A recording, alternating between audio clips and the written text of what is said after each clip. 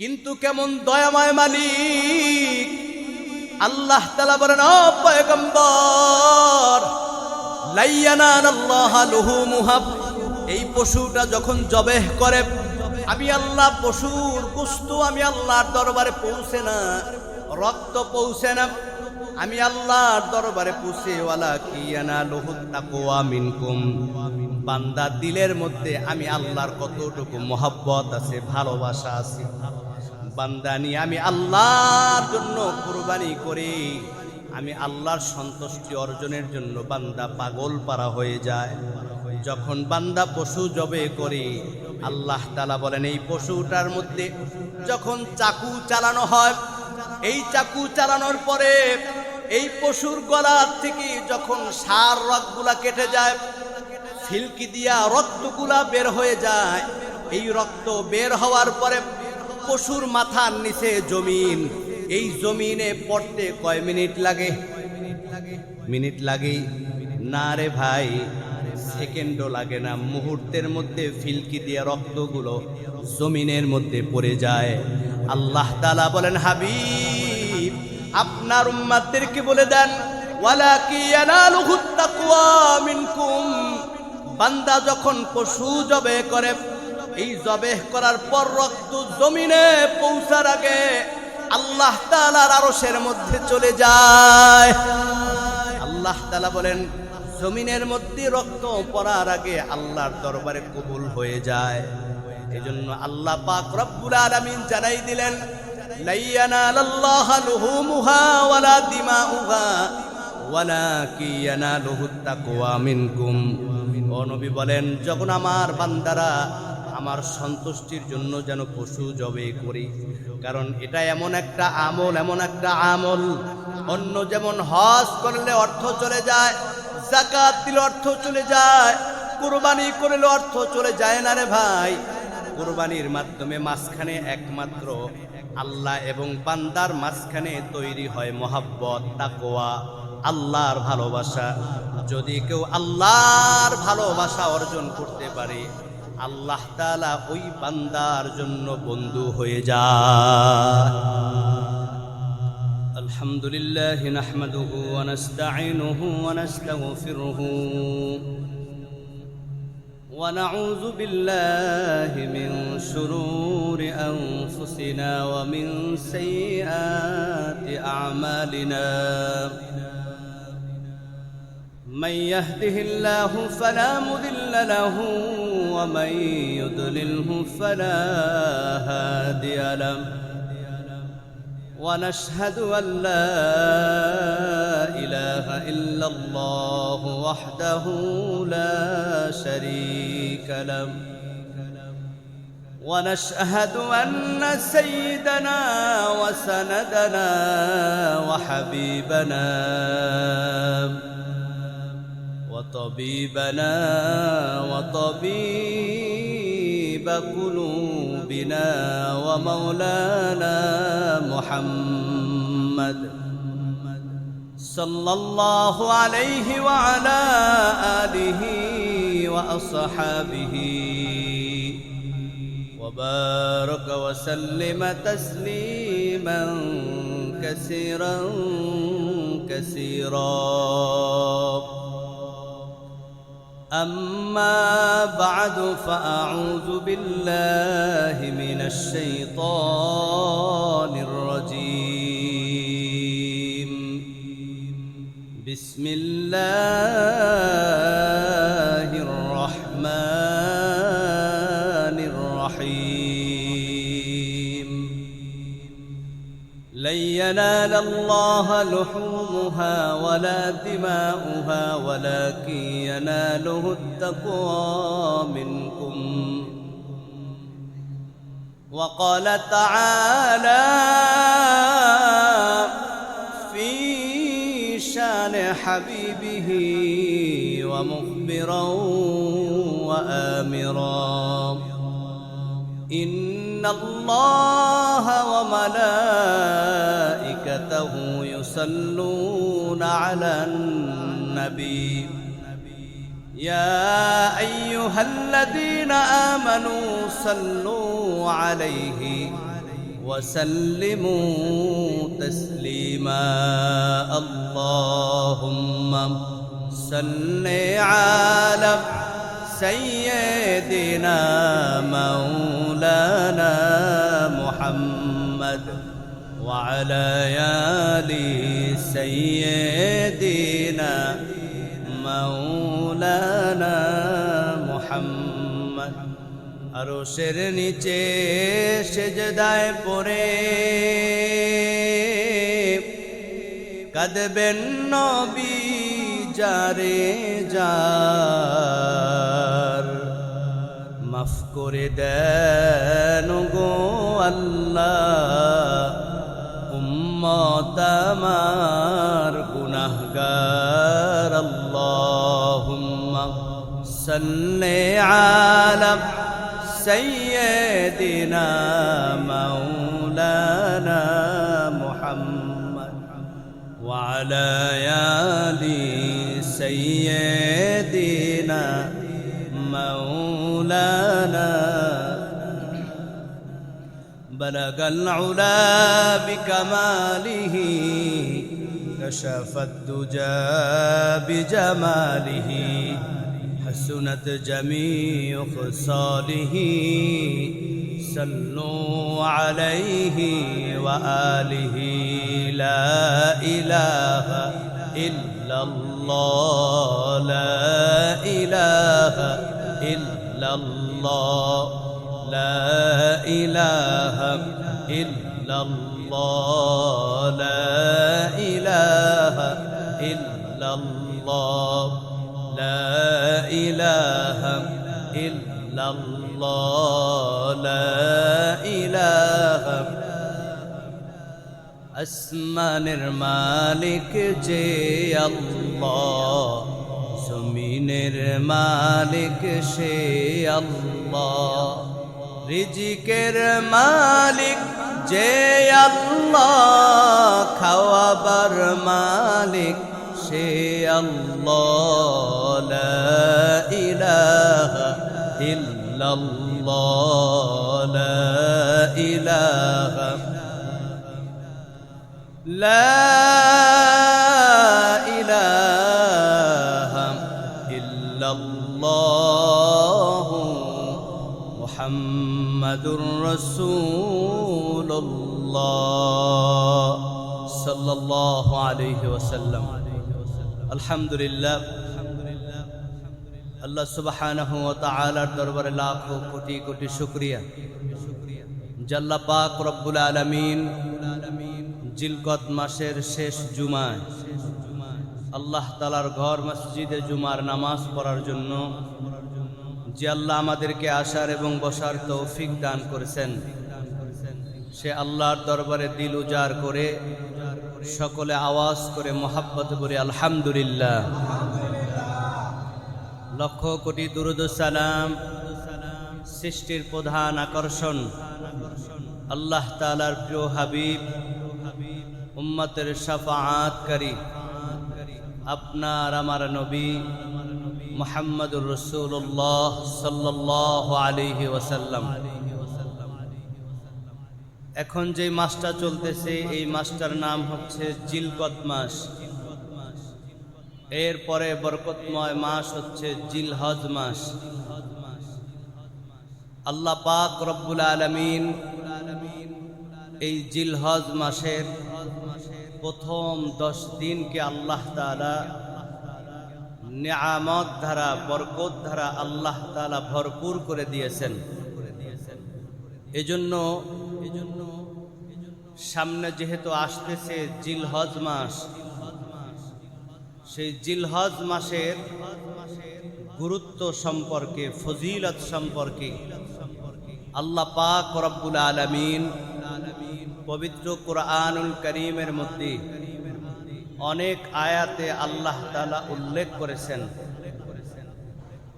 তেমনি ভাবে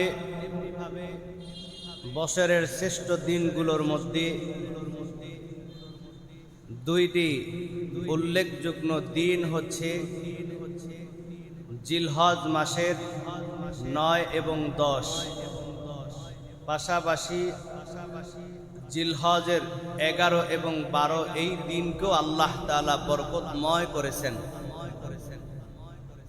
এজন্য হাদিস শরীফের মধ্যে আসছে যতগুলো বরকতময় দিন আছে,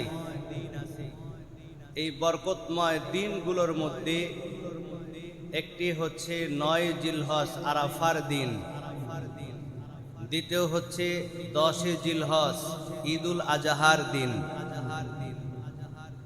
আল্লাহ পাক রব্বুল আলামিন কোন জিনিসের গুরুত্ব বুঝানোর জন্য, ওই জিনিসের ফজিলত বুঝানোর জন্য আল্লাহ তাআলা বিশেষভাবে আল্লাহ তাআলা কোরআনুল কারীমের মধ্যে কিছু শব্দ দ্বারা আল্লাহ তাআলা উল্লেখ করেন। আমরা যেমন কোনো সত্যকে বিশ্বাস করানোর জন্য, কোনো জিনিসকে প্রমাণিত করার জন্য কসম করি, আল্লাহর নামে কসম করি যে আল্লাহর কসম এই কাজটা আমি করেছি, মূলত আমার মুখের কথাই যথেষ্ট ছিল, কিন্তু কসম করার কারণে তখন এই কথাটা আর অবিশ্বাস করার কোনো সুযোগ নাই। তেমনি ভাবে আল্লাহ পাক রব্বুল আলামিনের প্রত্যেকটা কথাই সত্য, চিরন্তন সত্য, কিন্তু আল্লাহ তাআলা কসম কেন করে বলেন? মুফাসসিরিনে কেরাম বলেন এই কসম করে বলার উদ্দেশ্য হচ্ছে এই দিনের, এই সময়ের আল্লাহ তাআলা গুরুত্ব এবং ফজিলত যে বেশি, এটা বুঝানোর জন্য বলি সুবহানাল্লাহ।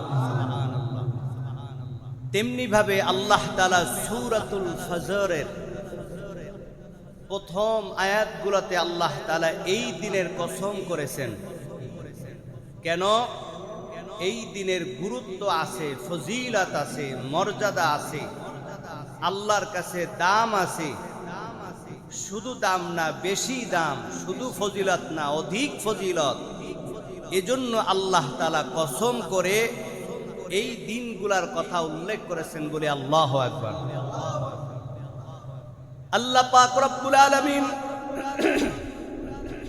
সূরাতুল ফজরের প্রথম আয়াতে আল্লাহ তাআলা কসম করে বলেন ওয়াল ফজর। আল্লাহ তাআলা ফজরের কসম করে আল্লাহ তাআলা বলেন, পৃথিবী সৃষ্টির শুরু থেকে এই পর্যন্ত, এমনকি কিয়ামত পর্যন্ত আল্লাহ তাআলার হুকুমে যেমন সকাল ঘনিয়ে যখন সন্ধ্যা নেমে আসবি কোনো সন্দেহ নাই। হয়তো আপনি আমি সন্ধ্যা পর্যন্ত নাও থাকতে পারি, আবার সন্ধ্যা থেকে সকাল পর্যন্ত নাও থাকতে পারি আমার ভাইরা, কিন্তু সূর্য যখন ওঠে সূর্য অস্তে যাবে, এটা যেমন সত্য, তেমনি ভাবে চাঁদ সন্ধ্যাবেলা উঠে আবার অস্তে যাবে, এটা তেমন সত্য। তেমনি সকাল যেমন হয় সন্ধ্যা তেমন হবে, সন্ধ্যা যেমন আসে ভোর তখন হবে। এজন্য আল্লাহ পাক রব্বুল আলামিন এই ফজরের কসম করে বলেন ওয়াল ফজর, ফজরের কসম, ওয়ালায়ালিন আশ। আল্লাহ তাআলা আশার 10 শব্দ, এই 10ম দিন জিলহজ মাসের 1 থেকে 10 দিন পর্যন্ত আল্লাহ তাআলা এই জিলহজের 10 দিনের কসম করে বলেন ওয়ালায়ালিন আশ। এই 10ম দিনের কসম আল্লাহ তাআলা কেন কসম করলেন? এই দিনের গুরুত্ব বুঝানোর জন্য। আল্লাহ তাআলা এই 10 দিনের মধ্যে একটা দিন রাখছেন আরাফার দিন, বরকতময় দিন, যেই দিনটা আল্লাহর কাছে এমন দামি, এমন দামি, যারা আরাফার দিনে নবীজি বলেন আল্লাহর সন্তুষ্টির জন্য ইবাদত করবে, রোজা রাখবে, আল্লাহ তাআলা ওই বান্দার রোজার বিনিময়, আমলের বিনিময় পূর্বের এবং সামনের 1 বছরের গুনাহ মাফ করে দিবেন। পূর্বের এবং সামনের যেটা গত হয়ে গেছে এই গুনাহগুলা মাফ হবে। আগাম যদি কোনো গুনাহ হয় আল্লাহ এটাও মাফ করে দিবেন বলি আল্লাহু আকবার। এরপরে আরাফার দিনের পরে 10 জিলহজ কুরবানির দিন, ঈদুল আজহার দিনে সবচেয়ে শ্রেষ্ঠ আমল হচ্ছে আল্লাহর সন্তুষ্টির জন্য কুরবানি করা। আল্লাহ পাক রব্বুল আলামিন পবিত্র কালামুল্লাহর মধ্যে সূরা নাজিল করে নবীকে জানাই দিলেন, ও নবী সুসংবাদ শুনে নেন, ইন্না আ'তাইনাকাল কাউসার ফাসাল্লি লিরাব্বিকা ওয়ানহার ইন্না শানিআকা হুয়াল আবতার। জোরে বলি আল্লাহু আকবার। আল্লাহ তাআলা বলেন, ফাসাল্লি লিরাব্বিকা ওয়ানহার, ও নবী আপনি নামাজ পড়েন, ওয়ানহারের পরে আপনি কুরবানি করেন। বলে ঈদের দিনের শ্রেষ্ঠ আমল কুরবানি করা, তাহলে কি নামাজের আমল ছোট হয়ে গেল? না না, আল্লাহ তাআলা এই আয়াতের মধ্যে আগে বলেন, নবী আপনি নামাজ পড়েন, ফাসাল্লি লিরাব্বিকা, রবের জন্য নামাজ পড়েন। আল্লাহ তাআলা বলেন ওয়ানহার, এরপরে আপনি আল্লাহর সন্তুষ্টির জন্য কুরবানি করেন। এই কুরবানি মুফাসসিরিনে কেরাম বলেন ঈদুল আজহার দিনে আল্লাহর সন্তুষ্টির জন্য পশু জবে করা। আল্লাহ তাআলা এই পশু জবেটাকে এমন ভাবে পছন্দ করেন, আল্লাহ তাআলা কুরআনুল কারীমের মধ্যে জানাই দেন, কুল ইন্না সালাতি ওয়া নুসুকি ওয়া মাহইয়ায়া ওয়া মামাতি লিল্লাহি রাব্বিল আলামিন। ও নবী আপনার উম্মতদেরকে জানাই দেন, কুল ইন্না সালাতি, নবী আপনি বলেন না সালাতি, আপনার বান্দা যেন বলে নিশ্চয়ই আমার নামাজ, ওয়া নুসুকি আমার কুরবানি, ওয়া মাহইয়ায়া ওয়া মামাতি আমার জীবন এবং আমার মরণ, লিল্লাহি রাব্বিল আলামিন, একমাত্র আল্লাহর জন্য যেন হয়। কারণ আল্লাহর জন্য যারা নামাজ পড়বে, কুরবানি করবে, জীবন চালাবে, মরণ হবে, আল্লাহ তাআলা বলেন এই বান্দা দুনিয়া থেকে বিদায় হওয়ার সাথে সাথে আল্লাহ তাআলা তাকে বিনা হিসেবে জান্নাত দিয়ে দিবেন। কুরআনুল কারীমের আয়াত, আল্লাহ তাআলা বলেন ইন্নাল্লাযীনা আমানু ওয়া আমিলুস সালিহাতি কানাত লাহুম জান্নাতুল ফিরদাউসি নুজুলা।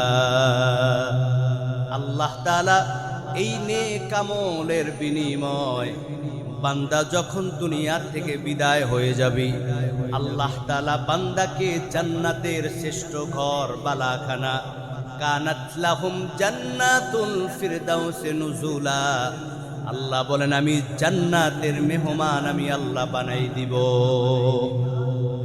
এজন্য আমার ভাইয়েরা, কুরবানি এমন একটা আমল, নবীজির প্রিয় সাহাবীরা নবীকে প্রশ্ন করি, ইয়া রাসূলুল্লাহ মা হাযিহিল আদাহি ইয়া রাসূলুল্লাহ, ও নবী কুরবানি কি জানতে চাই। নবীজি সাল্লাল্লাহু আলাইহি ওয়াসাল্লাম বলেন, ক্বালা সুন্নাতু আবিকুম ইব্রাহিম, এই কুরবানি হচ্ছে পয়গম্বর মুসলিম মিল্লাতের পিতা ইব্রাহিম আলাইহিস সালামের আমল এবং তার সুন্নত। সাহাবায়ে কেরাম আবার প্রশ্ন করলেন, ইয়া রাসূলুল্লাহ এই কুরবানি করলে কুরবানির মধ্যে কি ফজিলত রয়েছে?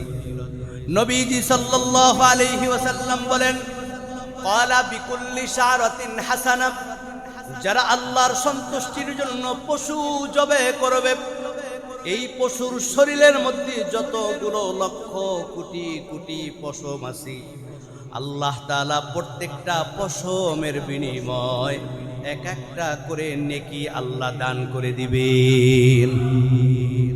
সুবহানাল্লাহ। একটা পশুর গায়ে সাধারণ হাত দিয়া পশুর পিঠে হাত দিলে হাতের মধ্যে অসংখ্য পশম লেগে যায়, যেটা খালি চোখ দিয়ে দেখা যায় না। নবীজি বলেন, যেই পশুটা জবেহ করবে আল্লাহ পাক রব্বুল আলামিন এই পশুর শরীরের মধ্যে পা থেকে মাথা পর্যন্ত আপাদমস্তক শরীরের মধ্যে যতগুলা পশম আছে আল্লাহ তাআলা প্রত্যেকটা পশমের বিনিময় এক একটা করে নেকি দান করবেন। সাহাবায়ে কেরাম আরজ করলেন, ইয়া রাসূলুল্লাহ, যদি কেউ ভেড়া এবং ছাগল যদি কুরবানি করে তার আমলনামায় কি সওয়াব হবে? নবীজি সাল্লাল্লাহু আলাইহি ওয়াসাল্লাম বলেন, বিকুল্লি শারাতিন মিনাস সুফি হাসানা, যদি কেউ পশু এবং ভেড়া ছাগল যদি কেউ জবে করে ওই ভেড়ার শরীরের মধ্যে যত পরিমাণ পশম আছে প্রত্যেকটা পশমের বিনিময় এক একটা নেকি দান করে দিবেন। আল্লাহর হাবিবের প্রিয় স্ত্রী হযরত আয়েশা সিদ্দিকা রাদিয়াল্লাহু তাআলা আনহা বলেন, নবীজি হযরত আয়েশাকে ঈদের দিনে ডাক দিলেন, আয়েশা রে আসো, তুমি যেই পশুটা জবেহ করবা এই পশুটার দিকে ভালো করে তাকিয়ে নাও। ও আয়েশা রে, তুমি কি জানো, মা আমিলা ইবনু আদম মিন আমালি ইয়াওমান নাহরি আহাব্বা ইলাল্লাহি আযজা ওয়া জাল্লা মিন হিরাকাতি। কারণ কিয়ামতের দিন হাসরের ময়দানে আয়েশা রে, তুমি যেই পশুটা জবেহ করবা আল্লাহর জন্য এই পশুটা কিয়ামতের দিন তার শিংগুলা, হাড়গুলা, গোশতগুলা, চামড়াগুলা একাত্রিত হয়ে যাবে আর তোমার মিজানের পাল্লায় এগুলা ওজন করা হবে। এই পশুটা কিয়ামতের দিন আল্লাহর হুকুমে আবার মোটা তাজা হয়ে তোমার সামনে হাজির হবে। আল্লাহ তাআলা বলবেন, বান্দা, আমি আল্লাহর সন্তুষ্টির জন্য কুরবানি করেছো, যাও এই পশুর পিঠে চড়ে তোমার জান্নাতের মধ্যে তুমি চলে যাও। আর জোরে বলি আল্লাহু আকবার। শুধু পশু জবেহ করলে হবে না, জানতে হবে পশুর মধ্যে কি বরকত আছে, কি নিয়ামত আছে। কুরবানি এমন একটা ফজিলতপূর্ণ আমল, আমার ভাইরা যতগুলো আমল আছে, বুনিয়াল ইসলাম আলা খামসিন শাহাদাতি আল্লা ইলাহা ইল্লাল্লাহ, ইসলামের পাঁচটা বুনিয়াদের মধ্যে আমার ভাইরা নামাজ, রোজা, হজ, যাকাত, এর মধ্যে কিছু আমল আছে যে আমলগুলা যেমনি ভাবে শুধু শারীরিক ভাবে পরিশ্রম হয়, আর কিছু আমল আছে শারীরিক পরিশ্রম হয়, আর্থিক পরিশ্রম হয়। তেমনি ভাবে উল্লেখযোগ্য তিনটা আমল, এক নাম্বার হচ্ছে ফরজ বিধান সম্পদশালী ব্যক্তির জন্য হজ করা। এই হাজির যেমন শারীরিক পরিশ্রম হয়, আর্থিক তার জন্য ক্ষয় হয়। দ্বিতীয় নাম্বার হচ্ছে সম্পদশালী ব্যক্তির জন্য যাকাত দেওয়া। যাকাত যেমন তার আর্থিক ক্ষয় হয়, শারীরিকভাবে তার পরিশ্রম হয় দেওয়ার জন্য, তেমনি আর একটা হচ্ছে সম্পদশালী ব্যক্তির জন্য কোরবানি করা। এই কোরবানি যেমন নিজে জবেহ করবে, এই গোশত বন্টন করবি, নিজের শারীরিক পরিশ্রম হবে, আর্থিক ক্ষয় হবে। কিন্তু আল্লাহর হাবিব বলেন, এই তিনটা আমলের মধ্যে একটা আমল হচ্ছে জীবনে একবার ফরজ, আর বাকি দুইটা আমল হচ্ছে মৃত্যু পর্যন্ত। যাকাত যতদিন পর্যন্ত তার মাল নিসাব পরিমাণ সম্পদের মালিক হবে, 1 বছর দিলে হবে না রে ভাই।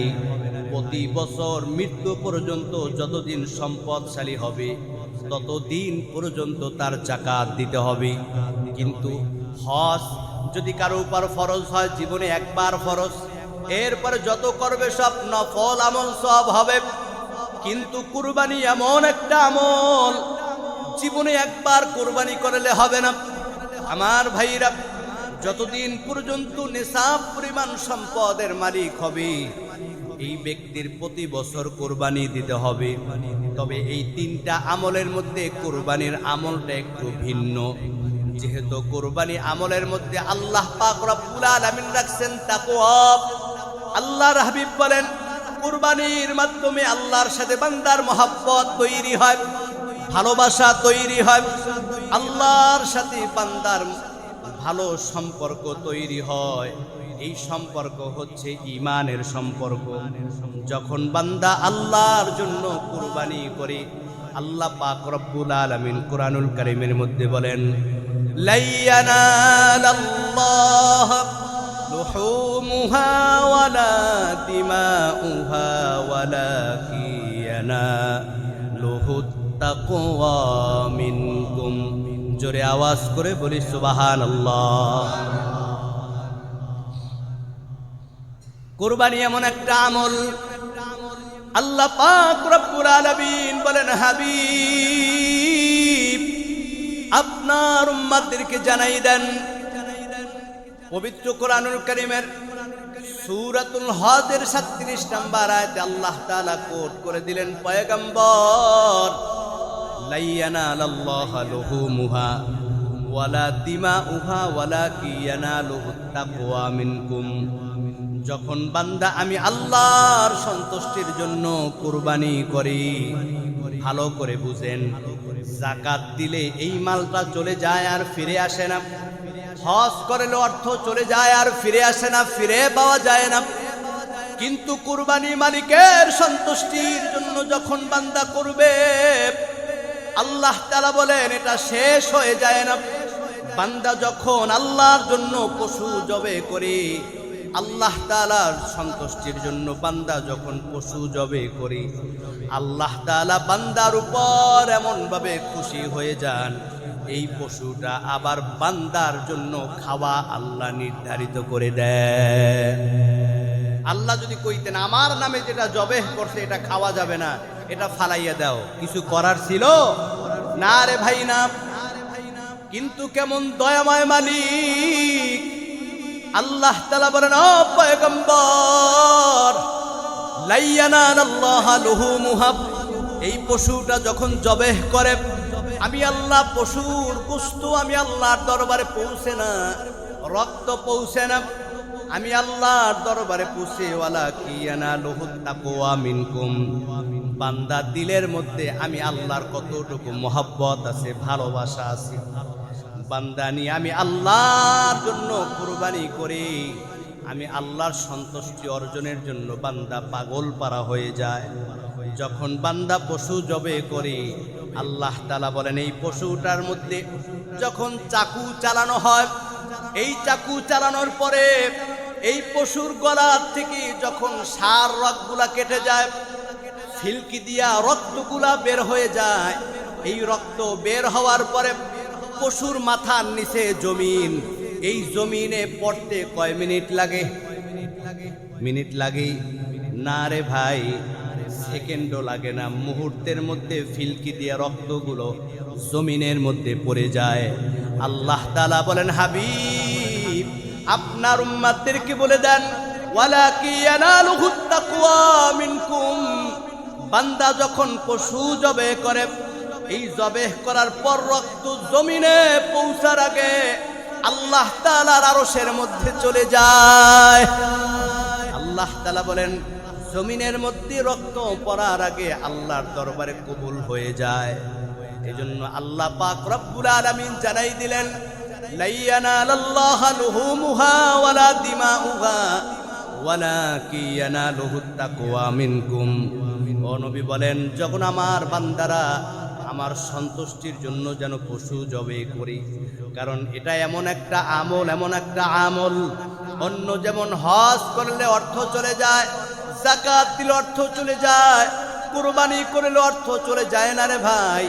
কুরবানির মাধ্যমে মাঝখানে একমাত্র আল্লাহ এবং বান্দার মাঝখানে তৈরি হয় মহব্বত, তাকওয়া, আল্লাহর ভালোবাসা। যদি কেউ আল্লাহর ভালোবাসা অর্জন করতে পারে, আল্লাহ তাআলা ওই বান্দার জন্য বন্ধু হয়ে যায়। যেমন বন্ধু হয়েছিলেন পয়গম্বর ইব্রাহিম আলাইহিস সালাম। কেমন বন্ধু হয়েছেন? আল্লাহ তাআলা ইব্রাহিম আলাইহিস সালামকে নমরুদ যখন আগুনের মধ্যে ফালাই দেয়, হাজার হাজার মানুষ নমরুদকে আগুনের মধ্যে ফালানোর জন্য চরকের রশি ধরে বসছি। এমনকি নমরুদ ইব্রাহিম আলাইহিস সালামের বাবা আজর যখন সন্তানকে আগুনের মধ্যে ফালানোর জন্য নমরুদের প্ররোচনায় তিনিও রশিটা ধরছেন, ততক্ষণ পর্যন্ত ইব্রাহিম আলাইহিস সালাম দুনিয়ার কোনো মানুষের সাহায্য চায় নাই। স্বয়ং জিবরাইল আলাইহিস সালাম ডাক দিয়ে বলে, পয়গম্বর, একটা বার যদি আপনি আমাকে হুকুম করেন, আমি আমার একটা ডানা দ্বারা গোটা নমরুদের আগুনটা নিভিয়ে দিব। ও পয়গম্বর, যদি একটা বার আপনি হুকুম করেন, আমি এই গোটা জাতিটাকে ধ্বংস করে দিব। পয়গম্বর ইব্রাহিম আলাইহিস সালাম বলেন, না না, আমাকে যেই নমরুদ আগুনের মধ্যে ফেলায় আমার মালিক সব কিছু দেখতেছে, ওই মালিক যদি আগুনের মধ্যে ফালাইতে চায় আমার কোনো আফসোস নাই, যদি বাঁচাইতে আমার মালিক আমাকে বাঁচাবে। দয়াময় আল্লাহ ইব্রাহিম আলাইহিস সালামের এই কথাটা বড় পছন্দ হয়ে গেল। আল্লাহ তাআলা সাথে সাথে ঘোষণা দিলেন, কুলনা ইয়া নারু কুনি বারদাও ওয়া সালামান আলা ইব্রাহিম। কোরআনের আয়াত, আল্লাহ বলেন, আগুন রে সাবধান, আমার পয়গম্বর তোমার মধ্যে আসবে, আমার পয়গম্বরের যেন কোনো ক্ষতি না হয়, আমার পয়গম্বরের জন্য শান্ত হয়ে যাও, আমার পয়গম্বরের জন্য আরামদায়ক হয়ে যাও। ইব্রাহিম আলাইহিস সালামকে যখন এক পর্যায়ে আগুনের মধ্যে ফালাই দেওয়া হয়, গোটা নমরুদ বাহিনী সহ সবাই আনন্দ উল্লাস করতেছে, আগুনের মধ্যে পুড়ে গেছে। এ ভাই, সাধারণ কোনো আগুন না রে ভাই, যেই আগুন 40 দিন পর্যন্ত উত্তপ্ত করা হয়েছে। এই আগুন পরীক্ষা করার জন্য নমরুদ একটা তাজা মোটা তাজা উটাই না যখন আগুনের মধ্যে ফালাইছে, মুহূর্তের মধ্যে উটটা পুড়ে ছাই হয়ে গেছে, কয়লা হয়ে গেছে। এই আগুনের মধ্যে ইব্রাহিম আলাইহিস সালামকে যখন ফালাইছে, পয়গম্বর ইব্রাহিম আলাইহিস সালাম যখন দেখছে তার দিলের মধ্যে মালিকের মহব্বত ছাড়া কেউ নাই, আল্লাহ তাআলা এই 40 দিনের আগুনকে এমন ভাবে শান্ত করে দিলেন, পয়গম্বর যখন আগুনের মধ্যে চলে যায় সবাই উল্লাস করতেছে, মনে হয় পড়ে গেছে। কিন্তু না না, 40 দিন পর ইব্রাহিম আলাইহিস সালাম আগুনের মধ্যে আনন্দে উল্লাস করতেছি। ডাক দিয়া বলে, কি ব্যাপার, মরলা না আগুনের মধ্যে? বলে, এটা তো মরার জন্য আগুন না, তোমরা দেখতেছো আগুন, কিন্তু আমার মালিক আগুনকে ঘোষণা করে দিয়েছেন, ইয়া নারু কুনি বারদাও ওয়া সালামান আলা ইব্রাহিম। আল্লাহ তাআলা আগুনটাকে আমার জন্য জান্নাতের ফুল বাগিচা বানাই দিয়েছে। আল্লাহু আকবার। ওই মালিকের সন্তুষ্টির জন্য যদি কেউ কুরবানি করে, আল্লাহ তাআলা কিয়ামতের দিন জাহান্নামের আগুন থেকে হেফাজত করবেন কে? এই বিশ্বাস আছে সবার? যদি মহব্বত থাকতো, বিশ্বাস থাকতো, লোকে কি বলবে কুরবানি না দিলে, সমাজের মধ্যে একটা অংশ দিতে হয়, আমার ভাগে কিছুই থাকবে না, থাক 1 বছর আর কুরবানি দেওয়াই লাগবে না।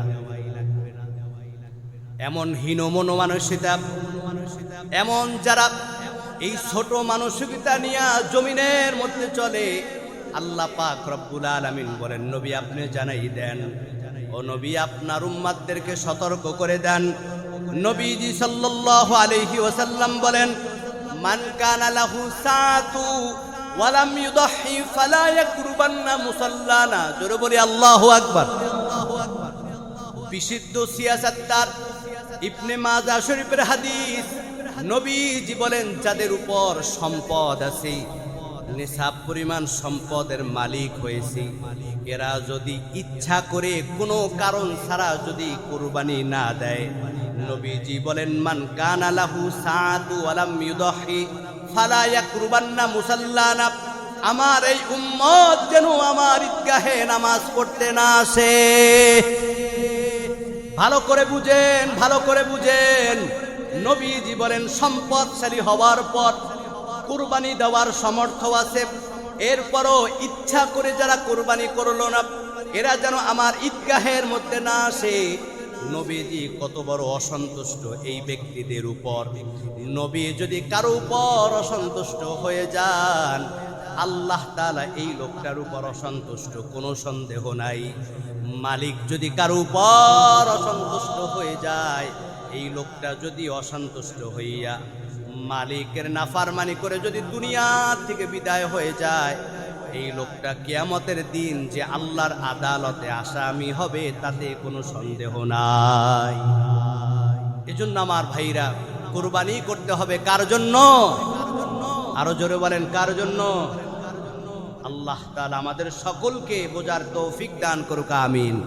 আমার ভাইরা, এই জিলহজ মাসের একটি বিশেষ আমল হচ্ছে, পবিত্র কোরআনুল কারীমের মধ্যে আল্লাহ তাআলা যেই দিনের শপথ করেছেন, ওয়াল আশর, 10 দিনের শপথ। এই 10 দিন হচ্ছে জগৎ বিখ্যাত মুফাসসির ইবনে কাসির রাহমাতুল্লাহি আলাইহি বলেন, জিলহজ মাসের প্রথম 10 দিনের শপথ আল্লাহ তাআলা করেছেন, এবং এই দিনে যারা আল্লাহর সন্তুষ্টির জন্য 10 দিন রোজা রাখবে, আল্লাহ তাআলা তার সমস্ত সগীরা গুনাহগুলোকে মাফ করে দিবেন। এবং জিলহজের 9 জিলহজ আরাফার দিন যারা আল্লাহর সন্তুষ্টির জন্য রোজা রাখবে, নবীজি বলেন পূর্বের এবং সামনের 1 বছর গুনাহ আল্লাহ মাফ করে দিবেন। এজন্য আমার ভাইরা, হাদিস শরীফের মধ্যে আসে যারা কুরবানি করবে, নবীজি সাল্লাল্লাহু আলাইহি ওয়াসাল্লাম বলেন জিলহজের চাঁদ ওঠার পরে তোমরা নখ চুল এগুলা তোমরা কাইটো না, কারণ যখন হাতের নখগুলা পায়ের নখগুলা চাঁদ ওঠার পরে কাটা বন্ধ করবে, এবং 10ই জিলহজ ঈদের নামাজের পরে যখন এই হাত পায়ের নখগুলা চুলগুলা কাটবে, আল্লাহ তাআলা তাদের আমল নামায় একটা কবুলতি কুরবানি করার সওয়াব দান করে দিবেন। সহজ না কঠিন? নবীজির হাদিস, নবীজি বলেছেন সাহাবায়ে কেরাম তোরা নখ চুল দাড়ি কাইটো না, হাতের নখগুলা পায়ের নখগুলা তোমরা গোপকে ছোট রাখো, দাড়িকে লম্বা রাখো, চুলগুলা কাইটো না। এগুলা কাটবা কখন? ঈদুল আজহার নামাজের পরে। আল্লাহ আমাদের বোঝার তৌফিক দান করুক, আমিন। আমার ভাইরা, এই জিলহজ মাসের প্রথম জিলহজ, এই বরকতময় 10 দিন শুরু হবে আগামী মঙ্গলবার। যারা 10 দিন রোজা রাখবে, বাড়িতে মা বোন যারা আছে তাদেরকে জানাই দিবেন, অনেকে এই সময় জানে না, জানার আগ্রহ। এই জিলহজ মাস শুরু হবে সম্ভাব্য 19শে মে, আগামী মঙ্গলবার থেকে। যারা রোজা রাখবেন, সোমবার দিবাগত রাত্রে সেহরি খেয়ে ধারাবাহিক 10 দিন রোজা রাখলে এর মধ্যে বরকতময় আরাফার দিনের রোজাও হয়ে যাবে। একান্ত যদি কেউ রাখতে না পারে, 10 দিন অন্তত পক্ষে আরাফার দিনের রোজা যেন আমরা রাখতে পারি, আল্লাহ কবুল করুক বলে আমিন। আমার ভাইয়েরা, এজন্য এই জিলহজ মাসের 10ম দিন ঈদুল আজহার দিনে বরকতময় সবচেয়ে আমল হচ্ছে কোরবানি করা। আল্লাহ পাক রব্বুল আলামিন যাদের উপর সম্পদ দিয়েছেন তাদের উপর আল্লাহ তাআলা ওয়াজিব করেছেন। এখন ভাই বুঝে থাকলে বলেন তো, সম্পদ দিছেন কে? এই কোনো সন্দেহ আছে নাকি? অনেকে বলে না দিছেন কে, আবার নিতে পারেন কে? এজন্য ভাই আসুন, কৃপণতা না করে, কে কি বলবে এই দিকে তোয়াক্কা না করে, মালিকের সন্তুষ্টির জন্য, কিয়ামতের দিন আল্লাহর আরশের নিচে ছায়া পাওয়ার জন্য আসুন সকলে আমরা কুরবানি করার চেষ্টা করি। বছরে একটা দিন ছেলে মেয়ে স্ত্রী পরিবার পরিজন ভাই বোন সবাইকে নিয়ে যিনি কুরবানি করে একমাত্র তিনিই জানে কুরবানির মধ্যে কত আনন্দ, কত মজা। আল্লাহ আমাদের সকলকে বোঝার তৌফিক দান করুক, আমিন। আমার ভাইরা, নবীজি সাল্লাল্লাহু আলাইহি ওয়াসাল্লাম তিনি এই কুরবানির আয়াত আসার পরে নবীজি একটা বছরও কোরবানি মিস করে নাই। জোরে বলি আল্লাহু আকবার। সাহাবায়ে কেরাম আরজ করলেন, ইয়া রাসূলুল্লাহ, যাদের সম্পদ নাই একটা পশু জবে করার, ইয়া রাসূলুল্লাহ তারা কি করবে? নবীজি সাল্লাল্লাহু আলাইহি ওয়াসাল্লাম একবার যুদ্ধের ময়দানে সাহাবীদেরকে নিয়ে একটা বড় উট কিনলেন এবং এইটাকে 7টা ভাগ করে নবীজি সাল্লাল্লাহু আলাইহি ওয়াসাল্লাম সহ সাহাবীদেরকে নিয়ে 7 ভাগে এটাকে কোরবানি করেছেন। তো হাদিস থেকে স্পষ্ট বোঝা যায় ভাগে 3 ভাগ, 5 ভাগ, 7 ভাগ, জোর বেজোর নাই, 3, 4, 5 এমন না, 2 ভাগে, 3 ভাগে, 4 ভাগে, 5 ভাগে দেওয়া যায়। যদি না মিলে 1 ভাগ, 6 ভাগ হয়েছে, 1 ভাগ মিলে না, কি করবেন? ভাগ 6টা হবে, বন্টন 6টা হবে, একটা ভাগ আমার দয়ার নবীজির নামে সদকা করে দিবেন। কি পারা যাবে না ভাই? যারা একটা কোরবানি করেন, একটা আল্লাহ সম্পদ দিছে, অনেকে কি করে এক নামে দেয়। যেহেতু অপশন আছে 7টা নাম দেওয়া, ভাগ একটা হবে, কিন্তু যেহেতু অপশন আছে আপনি একটা 7টা ভাগ করবেন, একটা নিজের নামে দিলেন, স্ত্রীর নামে, সন্তানের নামে, মায়ের নামে, বাবার নামে, একটা দিলেন আমার দয়ার নবীর নামে। জোরে বলি আল্লাহু আকবার। কি তাতে কি গোশত কমে যাবে? ভাগে কম পড়বে? যেই নবীর উসিলায় এত নিয়ামত পাইলাম, ওই নবীজির নামে যদি একটা নাম দেন, একটা অংশ দেন, নবীজি খুশি হয়ে যাবে, আবার আল্লাহও খুশি হয়ে যাবে। আল্লাহ আমাদেরকে বোঝার তৌফিক দান করুক, আমিন। যাদের সম্পদ আছে আল্লাহ তাদেরকে কোরবানি করার তৌফিক দান করুক, আমিন। এবার সর্বশেষ প্রশ্ন, কতটুকু সম্পদ থাকলে কোরবানি দেওয়া ওয়াজিব? ভালো করে বুঝেন, সংক্ষেপে বিস্তারিত আলোচনা। আমার ভাইরা, যাকাত 1 বছর পূর্ণ হলে দিতে হবে। হজ যার কাছে যখন যেই দিন হজের টাকা মজুদ আসবে ওই দিন তার হজের নিয়াত করতে হবে। কিন্তু কোরবানি এটা 1 বছর শর্ত না। যদি ঈদের দিন, ঈদের 3 দিন, ঈদুল আজহার দিন পরের 2 দিন, এই 3 দিনের যে কোনো দিন যদি আপনার কাছে কোরবানি করতে আপনি মালিক হয়েছেন নেশাব পরিমাণ, কিন্তু নগদ টাকা নাই, এই দিনও যদি 3 দিনের যে কোনো দিন যদি টাকা হাতে আসে, আপনি সাথে সাথে আপনি কোরবানি করে দিবেন। কতটুকু সম্পদ থাকলে? নেশাব একই। কারো কাছে যদি 52.5 তোলা অর্থাৎ 52.5 বড়ি রূপার পরিমাণ যদি অর্থ থাকে, ধরেন কারো কাছে স্বর্ণ আছে 3 বড়ি আর রূপা আছে 5 বড়ি, তাহলে তার জন্য যাকাত, কোরবানি কোনোটাই ওয়াজিব হবে না। কেন? স্বর্ণ লাগবে 7.5 বড়ি, রূপা লাগবে 52.5 বড়ি, কিন্তু রূপা আছে 2 বড়ি, স্বর্ণ আছে 5 বড়ি। এই দুইটার যে মূল্য হয়, ধরেন দুইটার মূল্য হয়েছে 3 লাখ টাকা, আর তার কাছে মজুদ আছে 5 লাখ টাকা, তাহলে কয় লাখ টাকা হলো? 8 লক্ষ টাকা। তার যাকাত তার জন্য, কোরবানি তার জন্য ওয়াজিব হয়ে গেছে। কেন? তার হিসাব করতে হবে রৌপ্য থেকে। 52.5 বড়ি রূপার দাম ধরেন 3000 টাকা হলে 1.5 লাখ টাকা, আনুমানিক ধরেন, কম বেশি বুঝানোর জন্য। 1.5 লাখ টাকা 52.5 বড়ি রূপার দাম। এই 1.5 লাখ টাকা আপনার পরিবারের সব কিছু, খাওয়ান, বাজার টাজার সব কিছু রাখার পরে যদি আপনার কাছে 1.5 লাখ টাকা থাকে, ঈদের যে কোনো দিন আপনার উপর কোরবানি করা ওয়াজিব। কোরবানি করা কি? এখন যদি বলি 1.5 লাখ টাকা কার কার নাই, তাহলে অনেকেই আসামি হয়ে যাবে। কিন্তু কোরবানি যদি বলি কেডা কেডা করবেন, অনেকে বলে যে এবছর আর হবে না আমার দ্বারা, একটু টানাটানি, রোগ ব্যাধি, ঘরের মধ্যে সমস্যা, বালা মুসিবত আছে। বরকতময় কোরবানি, নবীজি সাল্লাল্লাহু আলাইহি ওয়াসাল্লাম বলেন, তোমার যত রোগ থাকুক না কেন, কোরবানির গোশত যখন তুমি মুখের মধ্যে দিবা, এটা শেফা হিসাবে ওষুধের মতো কাজ করবে। বলি আল্লাহু আকবার। এজন্য যাদের সম্পদ আছে, যাদের নাই তো আল্লাহ দেয় নাই, আল্লাহ দেখ, আল্লাহ কবুল করুক, বলি আমিন। যাদের আছে দেওয়ার নিয়ত করবো তো ইনশাআল্লাহ। আল্লাহ আমাদের বোঝার তৌফিক দান করুক, আমিন। বরকতময় এই কুরবানি করার তৌফিক দান